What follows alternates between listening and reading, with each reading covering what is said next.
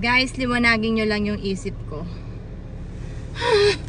Sabihin nyo lang sa akin kung bakit at paanong napakalakas ng kapangyarihan ng mga Hapon.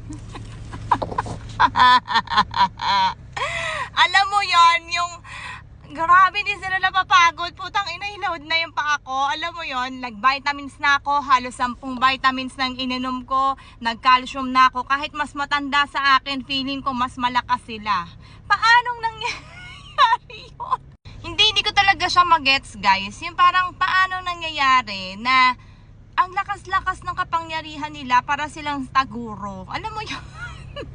Hindi na sila bagay sa mundong ito. Dapat sila nasa mundo sila ng mga ng mga engkanto. Hindi kasi nag-iisip ako, guys. Grabe. Alam nyo ba, yung pinakamatanda pa sa akin, minsan naglalakad ako ha. Tinitingnan ko yung lakad naming pareho para mas hingal pa ako.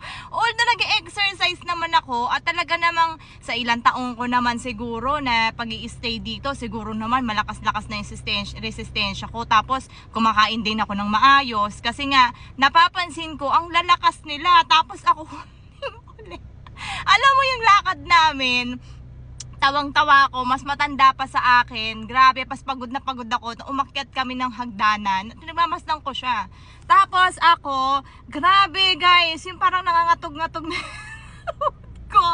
Pero hindi ko alam saan sila humuhugot ng lakas. Tapos yung mga bata dito, grabe ang babata nila guys. Alam nyo, wala silang pandong. Diba tayo lalagyan? Masareno na, malamig na. Ganyan lalagyan natin ng jacket. Unahin natin yung sa mga bata, diba? Pero dito guys, mas una pa yung matanda sa bata.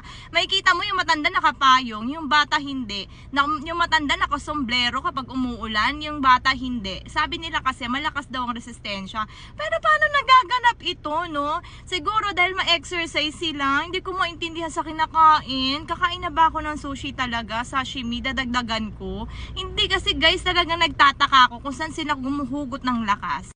Minsan yung jowa ko, gigising siya ng alas 5. Tapos, uuwi siya ng bahay galing sa trabaho alas 7, alas 8. So, tapos ang aga niya nagigising kaysa sa akin. Pero I'm doing my best. I'm trying my best. I'm trying my best. You know, hindi, tinatry ko talaga yung best ko. Pero parang sagad na talaga siya.